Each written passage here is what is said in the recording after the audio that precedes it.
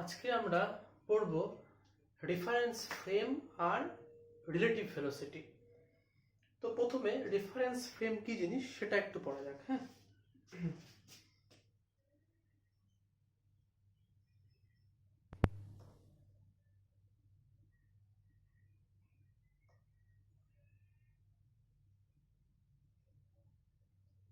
Reference frame যাকে বাংলাতে বলা হয় নির্দেশ তন্ত্র।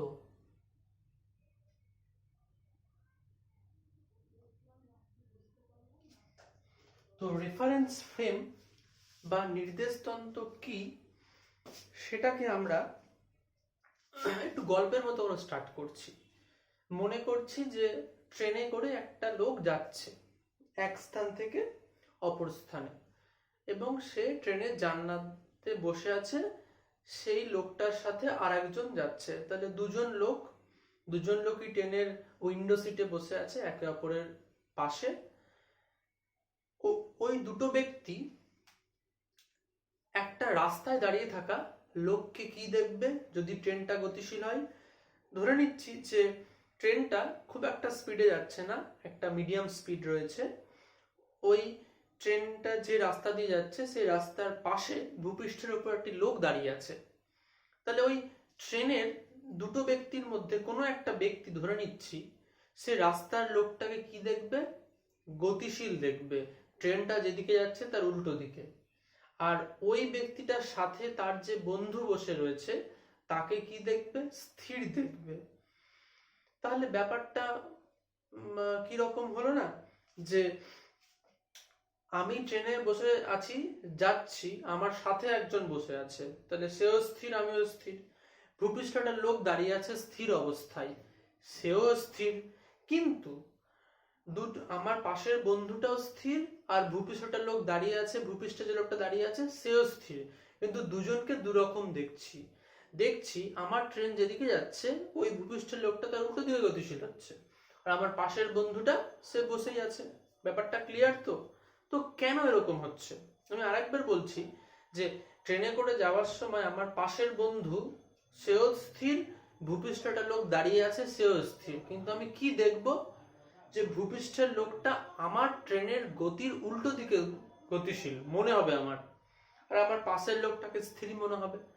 তো তাহলে এই দুটো টাইপের কেন অবজারভেশন হলো আমার?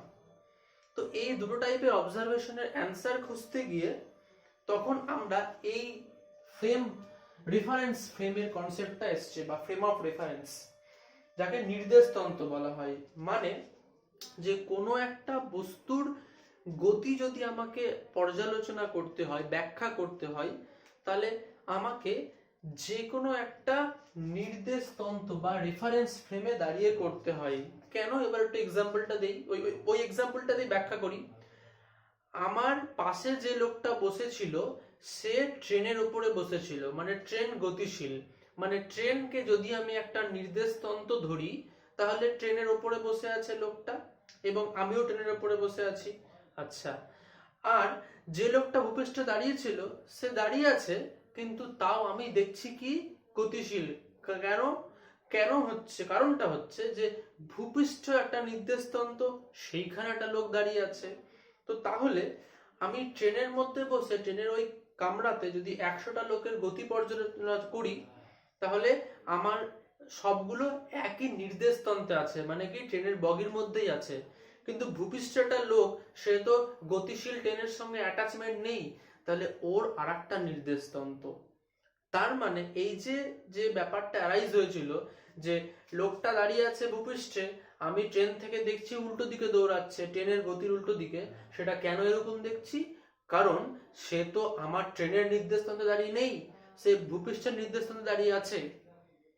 তার মানে আমাকে কোনো বস্তুর গতি আলোচনা করতে গেলে আমাকে রেফারেন্স ফ্রেম বা নির্দেশতন্ত্র খুবই ইম্পর্টেন্ট জিনিস। আমরা এই কথাটা না জেনেই আমরা অনেক সময় ক্লাস 10 পর্যন্ত পড়ে এসেছি নির্দেশতন্ত্র কি জিনিস। আমি কিছু এক্সাম্পলে আসছি। মানে আমরা এই জিনিস দুটো পড়েছিলাম, কার্টেসিয়ান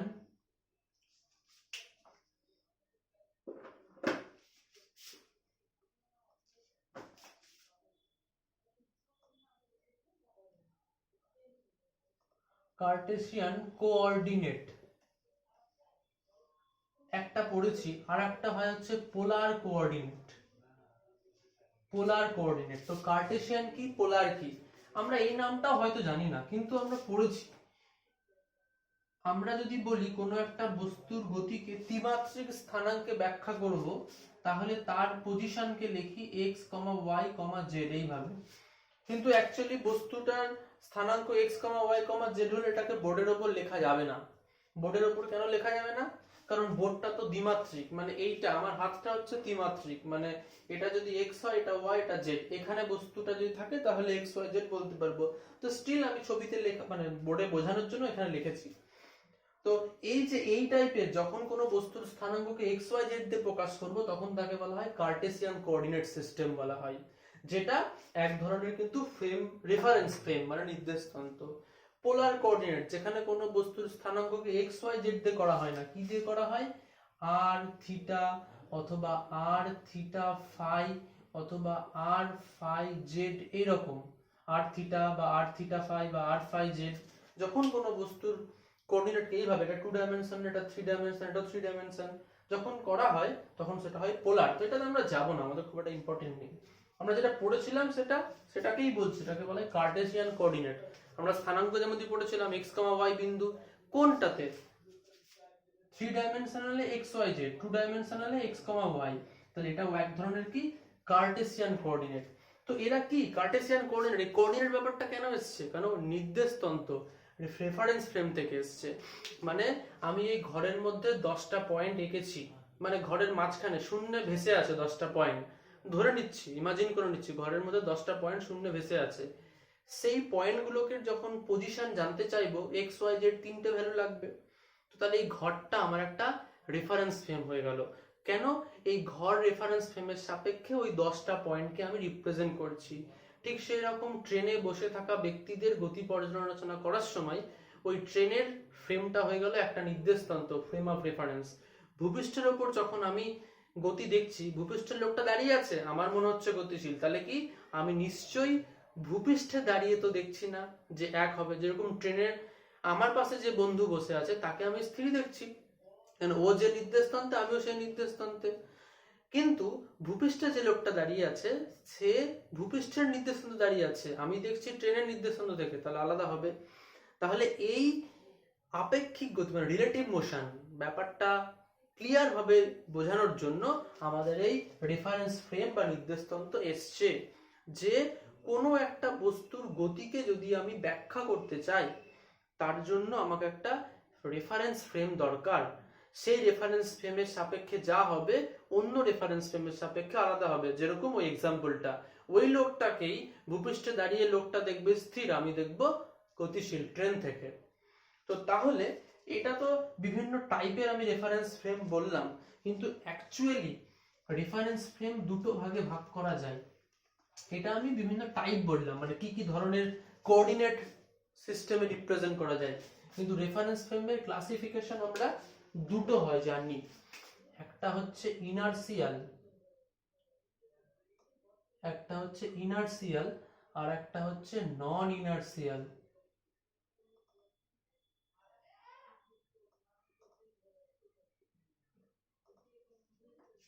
একটা ইনার্সিয়াল ফ্রেম আর একটা হচ্ছে নন ইনার্সিয়াল ফ্রেম। এইটার বাংলা কি? এটাকে বলা হয় জড়ত্বীয়।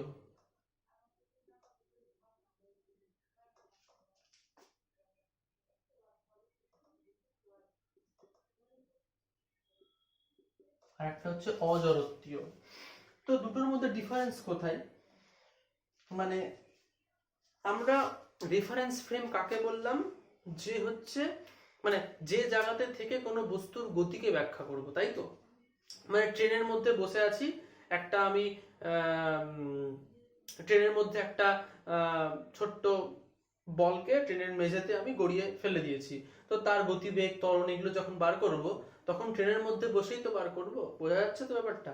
ট্রেনের মেঝেতে, ট্রেনের যে সারফেস রয়েছে তার উপরে একটা বলকে গড়িয়ে দিয়েছি, তার গতিবেগ, ত্বরণ এগুলো যখন বার করব, তাহলে কোথায় বার করছি? ট্রেনের উপরে থেকেই। তাহলে এটা ট্রেনের নির্দেশ তন্ত্রে। ভূপৃষ্ঠে দাঁড়িয়ে যদি কোনো বস্তুর, কোনো সাইকেল বা কোনো মোটর বাইকের ভূপৃষ্ঠে দাঁড়িয়ে আছি, আমার পাশ দিয়ে বাইক চলে গেল, তার গতি ভাবছি, তাহলে তখন আমি ভূপৃষ্ঠ নির্দেশান্তে তার গতি আলোচনা করব। তো বলছে যে সমস্ত নির্দেশতন্ত্র বলছে কনস্ট্যান্ট ভেলোসিটিতে চলে, কনস্ট্যান্ট ভেলোসিটি অথবা যেটা রেস্টে থাকে, তাদেরকে বলা হয় ইনার্শিয়াল ফ্রেম, মানে জড়ত্বীয়। মানে ভূপৃষ্ঠ তো স্থির, তাহলে সেটা হবে হচ্ছিল জড়ত্বীয় নির্দেশতন্ত্র। অথবা ট্রেন যদি সমবেগে যায়, কনস্ট্যান্ট ভেলোসিটি মানে এটাকে বলছি কি সমবেগ। ট্রেন যদি সমবেগে যায় তাহলে এটা কি বলবো, ইনার্শিয়াল ফ্রেম। আচ্ছা, আর অজড়ত্বীয় কাকে বলে, যদি এটা অ্যাক্সিলারেশন থাকে, অ্যাক্সিলারেশন যদি থাকে তখন তাকে আমরা বলবো অজড়ত্বীয়। মানে যদি ত্বরণ থাকে কারোর, মানে ওই ট্রেনটায় যদি সমবেগে যায় তখন তার উপরে কোনো মেকানিক্সের ক্যালকুলেশন করতে গেলে আমি তাকে বলবো জড়ত্বীয়, কিন্তু যদি ট্রেনটা ত্বরণ থাকে তখন সেটা হয়ে যাবে সঙ্গে সঙ্গে কি অজড়ত্বীয়। তো জড়ত্বীয়ের ক্ষেত্রে নিউটনস ল, নিউটনস ল এখানে হচ্ছে ভ্যালিড হয়, ভ্যালিড। আর অজড়ত্বীয় ক্ষেত্রে নিউটনস ল এখানে হচ্ছে ইনভ্যালিড। মানে এখানে অজড়ত্বীয় নির্দেশতন্ত্রে নিউটনের গতিসূত্র মানে আমরা কি জানি, F ইকুয়ালস টু ma, মানে এটা খাটবে না। আর এইখানে F ইকুয়ালস টু ma, এইটা হচ্ছে F ইকুয়ালস টু ma, এইটা হচ্ছে খাটবে। তাহলে আমরা যেটা জানলাম যে ফ্রেম, রেফারেন্স ফ্রেম, নির্দেশতন্ত্র কি জিনিস, মানে কোনো বস্তুর গতিকে ব্যাখ্যা করতে হলে আমি যার সাপেক্ষে ব্যাখ্যা করব, যেখানে থেকে, ওই যে ট্রেনের এক্সাম্পলটা দিলাম ওটা দিলে খুব ভালো মতো বোঝা যাবে। দুই প্রকারের হচ্ছে, যদি যে জায়গাতে থেকে, মানে ফ্রেম অফ রেফারেন্স বা নির্দেশতন্ত্র কিন্তু চোখে দেখতে পাচ্ছি না, এটা কিন্তু কোনো বানানো এরকম কোনো একটা সিস্টেম না, আমরা ইমাজিন করে নিই। আমি যেখানে দাঁড়িয়ে কোনো বস্তুর গতিকে ক্যালকুলেট করব, বেগ, ত্বরণ, মন্দন যা যা পড়েছি যদি বার করতে চাই, সেটা যদি সমবেগে চলে বা স্থির থাকে ইনার্শিয়াল ফ্রেম জড়ত্বীয়, নিউটনস ল ভ্যালিড হবে। আর যদি ত্বরণ থাকে তাহলে অজড়ত্বীয়, সেখানে নিউটনস ল ভ্যালিড হবে না। এটা সম্বন্ধে আরো কিছু ডিসকাশন আছে, সেটা আমরা পরে একটা চ্যাপ্টার আছে সার্কুলার মোশন, তখন পড়ার সময় বলবো, ডিউ থাকলো। তাহলে এতটুকু বুঝতে পারলাম যে একটা বস্তুর গতি আমার সাপেক্ষে যা হবে অন্য কারোর সাপেক্ষে অন্য কিছু হতে পারে। কেন? ও আর আমি একই নির্দেশতন্ত্রে নেই। তো এই পার্সপেক্টিভেই আমাদের একটা নতুন ব্যাপার উঠে আসে, সেটা হচ্ছিল আপেক্ষিক বেগ। ওই যে বললাম যে ভূপৃষ্ঠের লোকটা দাঁড়িয়ে আছে, ভূপৃষ্ঠের লোকটার পাশে যদি কোনো ওর বন্ধু দাঁড়িয়ে থাকে, ও ওকে স্থির দেখবে। আমি ট্রেনে করে যাচ্ছি, আমি ওকে দেখবো আমার উল্টো দিকে গতিশীল। তাহলে ওই একটা লোকের দুরকম গতি দেখছি না, আমি বলছি গতিশীল, ওই ভূপৃষ্ঠে দাঁড়িয়ে থাকা লোকটার পাশের বন্ধুটা বলবে ও স্থির। তো তাহলে এই আপেক্ষিক গতি ব্যাপারটা যে আসলো, এটা কি করে মেজার করবো এবার, যেটাকে আমরা এখন পড়তে চলেছি কি, এটা তো হলো রেফারেন্স ফ্রেম। তাহলে এখন আমরা পড়বো হচ্ছে রিলেটিভ ভেলোসিটি, আপেক্ষিক গতি। ওই যে ওই লোকটার পাশের বন্ধু দেখছে স্থির আর আমি দেখবো গতিশীল, দুই প্রকার কেন হলো, এটা এই ভেলোসিটিকে দুটো ডিফারেন্স ভ্যালু কে বলছে রিলেটিভ ভেলোসিটি। কেন?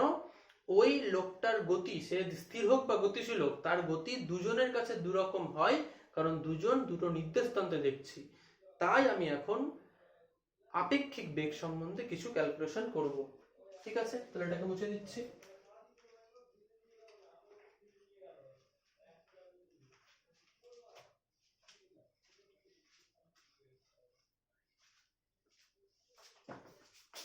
তাহলে এখন আমরা পড়ব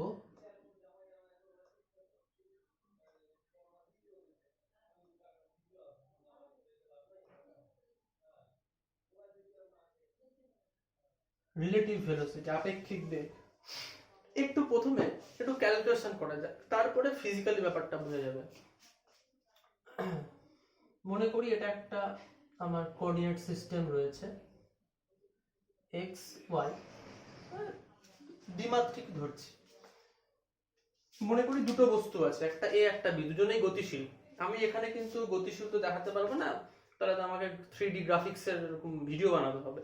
তো জাস্ট আমি দুটো বস্তু, এ একটা বস্তু বি একটা বস্তু, দুজনে গতিশীল, কোনো এক মুহূর্তে তাদের আমি পজিশন জেনে নেবো। মানে ধরলাম এই বস্তু এ হয়ে যাচ্ছে, বি বস্তু এ হয়ে যাচ্ছে, তারা দুজনে এ হয়ে যাচ্ছে, কোনো এক মুহূর্তে এর পজিশন ধরলাম যাত্রা শুরু করেছে দুজনে এখান থেকে, যাচ্ছে যাচ্ছে যাচ্ছে যাচ্ছে 5 সেকেন্ড পরে এখানে এখানে আসলো, ওই সময় এদের পজিশনটা আমি ছবিতে আঁকবো।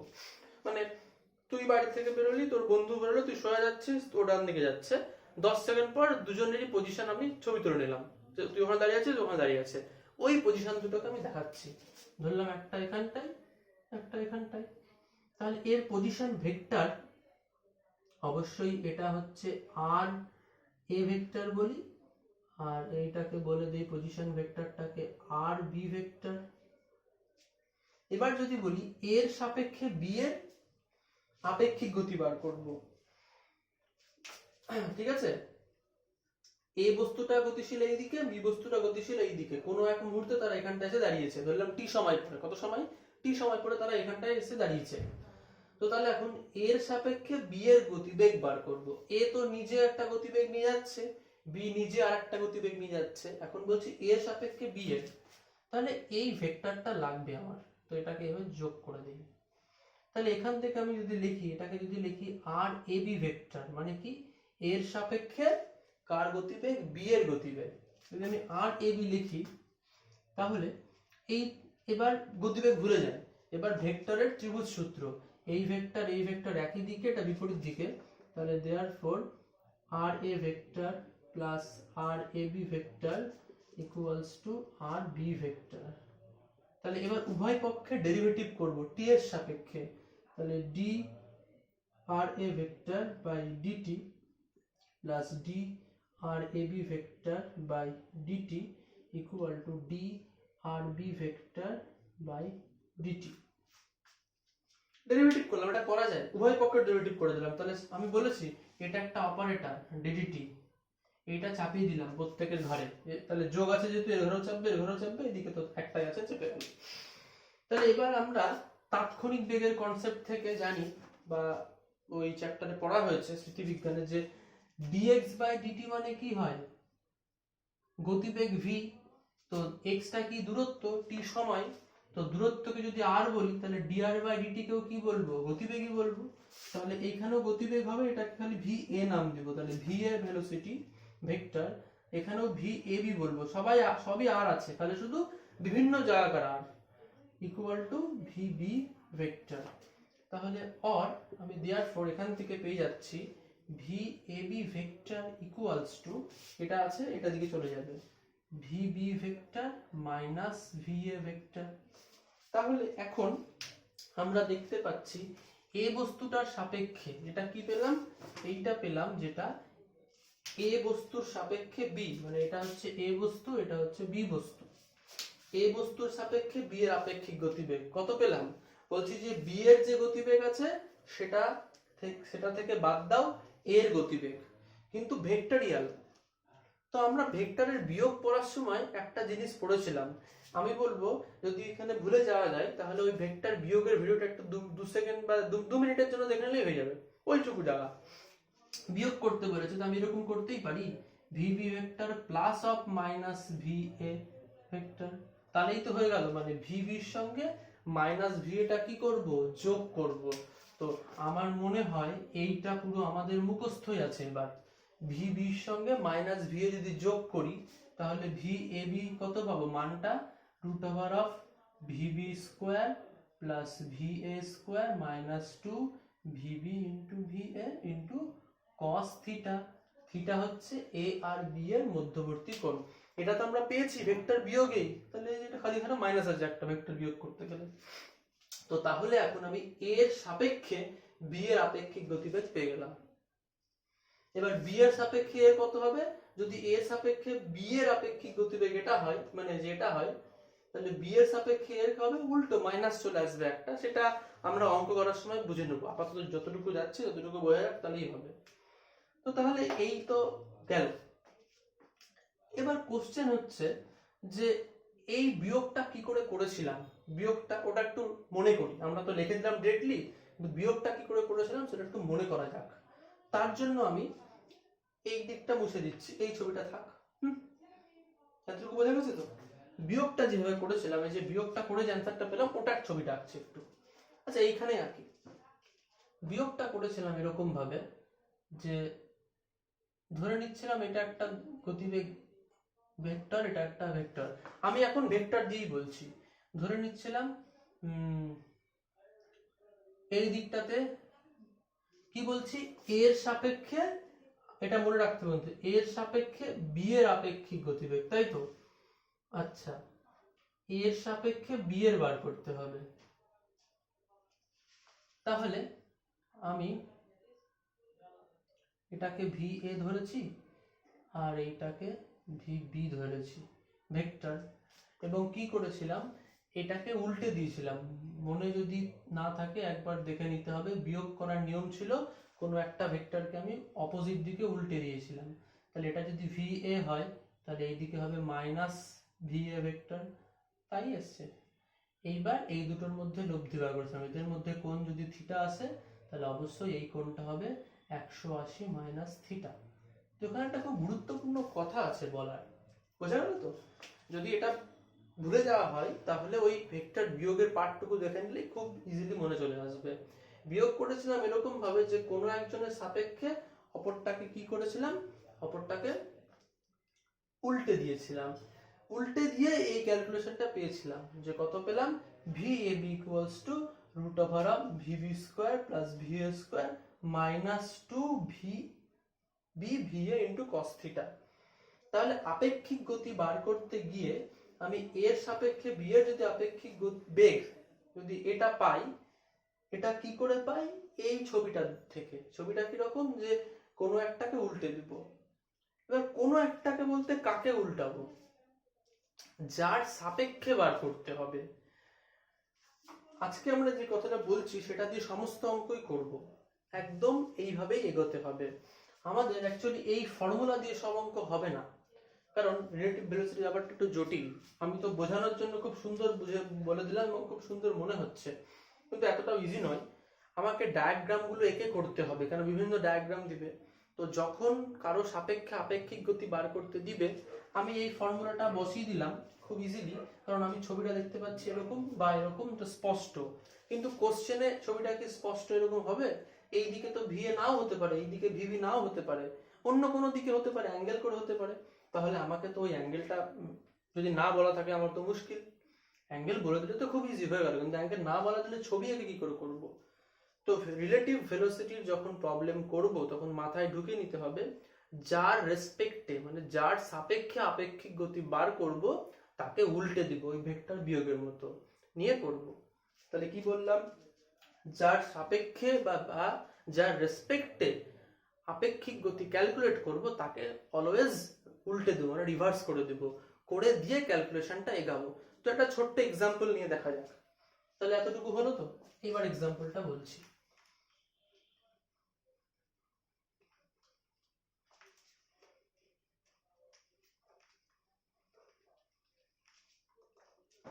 মনে করি আমি সাইকেল চালিয়ে এদিক দিয়ে যাচ্ছি, এটা ভি একটা গতিবেগ নিয়ে, এটা আমার গতিবেগ, আমি সাইকেল চালিয়ে এদিক দিয়ে যাচ্ছি আর বৃষ্টি পড়ছে। ধরলাম আপাতত কোনো বায়ুর প্রবাহ নেই, নর্মালি আকাশ থেকে বৃষ্টি পড়ছে। তাহলে এই দিকে বৃষ্টি পড়ছে, তার মানে বৃষ্টির বেগ এই দিকে, এটা ভি রেন বলে দিলাম। আচ্ছা, ক্যাপিটাল আর দেই। এইটা হচ্ছে ভি বেগে আমি এদিকে যাচ্ছি আর সোজা বৃষ্টি পড়ছে, কোনো বায়ু নেই যে বৃষ্টি এঁকে বেঁকে ঝড় টর কিচ্ছু নেই, নর্মাল স্ট্রেট বৃষ্টি পড়ছে। তো এখন বলেছে যে আমার সাপেক্ষে বৃষ্টির বেগ বার করতে বলেছে। তো বৃষ্টি এইদিকে পড়ছে, কার সাপেক্ষে বৃষ্টির বেগ বার করতে হচ্ছে? আমার সাপেক্ষে। তাহলে আমি সবসময় আমার সাপেক্ষে বলতে বলেছে, মানে যার সাপেক্ষে বলে তাকে উল্টে দিব। তাহলে এটাকে উল্টে দেই, মাইনাস ভি ভেক্টর হয়ে গেল। এখন এটা আর এটার মধ্যে লব্ধি বার করব, কোন দিকে হবে, কিভাবে করব? এদের মধ্যে তো অ্যাঙ্গেল জানি, থিটা করে নেবো। আর অ্যাঙ্গেল যদি না জানি কোনো ব্যাপার না, হয়ে যাবে, তখন অঙ্ক প্র্যাকটিস করতে গেলে হয়ে যাবে। আচ্ছা, তাহলে বোঝা গেল তো? এখন মাইনাস ভি আর ভি আর এর মধ্যে লব্ধি বার করবো, এটাও ভ্যালু জানি, এটাও ভ্যালু জানি, অ্যাঙ্গেল কত, এটা তো অবশ্যই 90 হবে এই কেসটাতে, এই প্রবলেমে।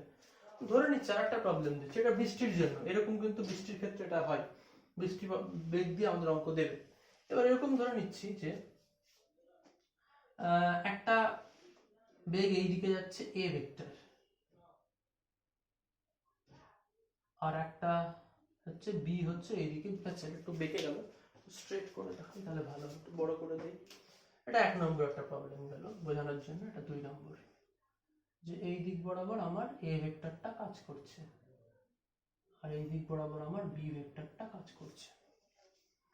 আমাকে বলেছে এর সাপেক্ষে বি এর আপেক্ষিক গতিবেগ। কি বলেছে? এর সাপেক্ষে বি এর, কার সাপেক্ষে বলেছে? এর সাপেক্ষে। কে উল্টে দেবো? তাহলে অবভিয়াসলি একে উল্টে দিই। তাহলে এইটা বি, এটা মাইনাস এ ভেক্টর। তাহলে এখন এই দুটোর মধ্যে লব্ধি বার করব। কিভাবে বার করব? এটা করার একটা বুদ্ধি আছে, যে এখানে একটা ত্রিভুজ ড্র করে নিলেই হবে।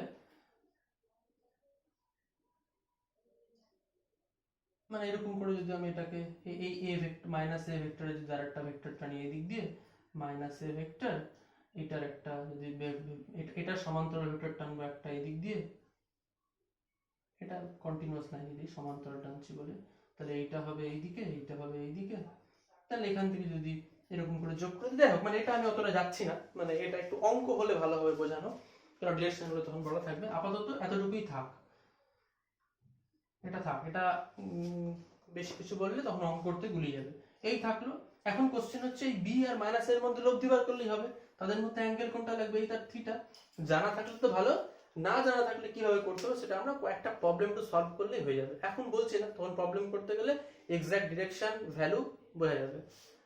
তাহলে এই হচ্ছে রিলেটিভ ভেলোসিটি গেল। আর একটা টাইপের প্রবলেম আছে ওই নদীতে নৌকার বেগ, স্রোতের বেগ, ওটা একটু কঠিন, ওটা আমি পরের দিন আলাদা করে বলবো। তো এই রিলেটিভ ভেলোসিটির বেসিক পার্টটুকু যদি ভালো মতো না দেখা যায় তাহলে কিন্তু আমরা একটা প্রবলেম করতে পারবো না। তো আমি এর পরের দিন একটু প্রবলেম করব, করে নিয়ে এই ভেক্টরের পার্টটুকু কমপ্লিট হবে। ঠিক আছে? এটা কিন্তু সকলকে খুব ভালো মতো দেখতে হবে। আজকে তাহলে কমপ্লিট।